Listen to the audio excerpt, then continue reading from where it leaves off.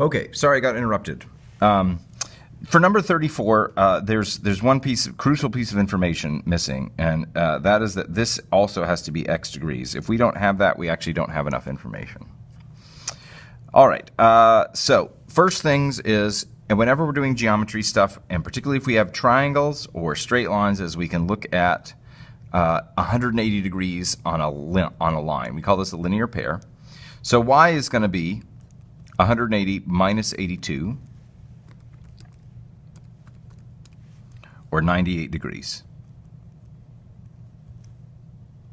98. Okay.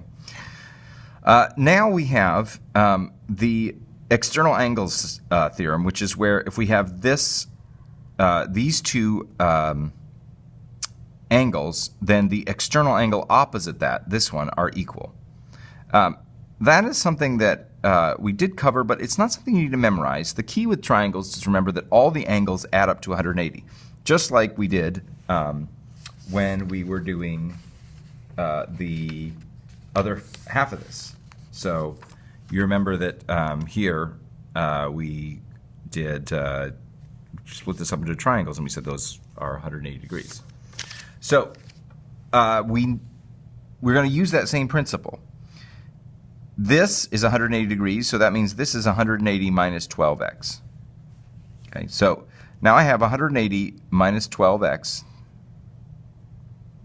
that's one angle, plus 98, that's two angles, plus x, that's the third angle. Add all those angles together, it equals 180.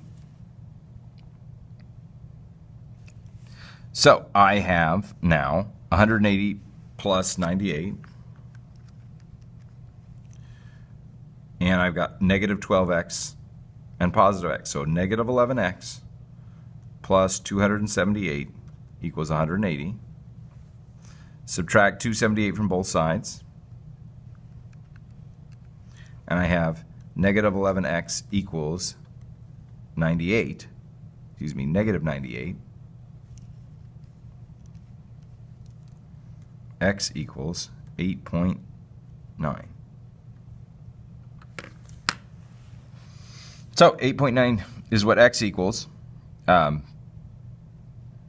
This will be 12 times that, and then we have what y. So here's our angles. Find the measure of the exterior angles shown. So that means same thing. Here is 180 degrees, so this one must be 180 minus 4x minus 35. So add all these together. 50 plus x plus 5 plus 180 minus 4x minus 35. Notice I put this in parentheses because I have to subtract the whole thing. Add those together and they get 180. So this is going to be x and minus 4x, negative 3x. And then I got 55, 180, so this is 50 plus 5 plus 180, 235, and then minus negative 35, so we're going to add another 35, plus 270 equals 180. Subtract 270 from both sides, and I have negative 3x equals negative 90. So x equals 30. If x equals 30, then the exterior angle is 4 times 30 minus 35.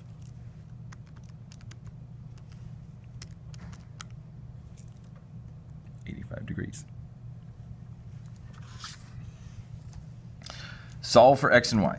Okay, these are isosceles triangles.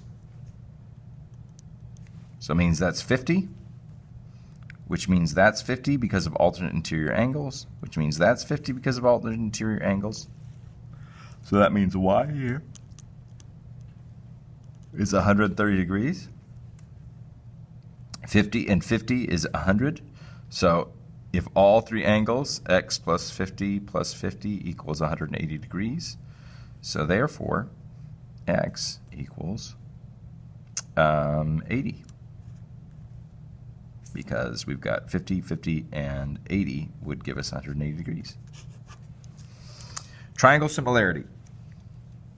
So my recommendation is always to draw the two triangles as they're oriented, or so that they're oriented exactly the same way. So we know this is S, this is R, and this is T. So ST is 15, RT is X, angle R is 62 degrees, and SR is 8. So now I'm comparing these two just as they are. This one, I've just moved it over. First it says measure of angle L. Well, if this is 68, or 62, excuse me, then this is also 62. So I've got 90, 62. So measure of angle L is going to be 180 minus 90 minus 62.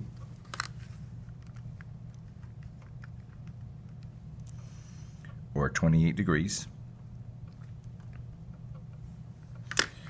X, I'm going to set a proportion here. So notice that the two sides that I have that match up are this and this. So this is 8 and 16. That must mean I have a scale factor of 2. So I'm going to say X over 34 equals 8 over 16. Cross multiply, 16x equals 34 times 8, 272 divided by 16 equals 17. So x equals 17. Now we do something similar with y. We say, okay, y over 15 is equal to 16 over 8. It's important that we set up the proportions correctly. So look, I've got big triangle over small triangle equals big triangle over small triangle. Make sure you don't mix those up. 16 over 8 is 2. So y over 15 is 2. So this must be 30. Multiply both sides by 15, right? Y equals 2 times 15, or 30. All right, there's part 2. We will get on to part 3.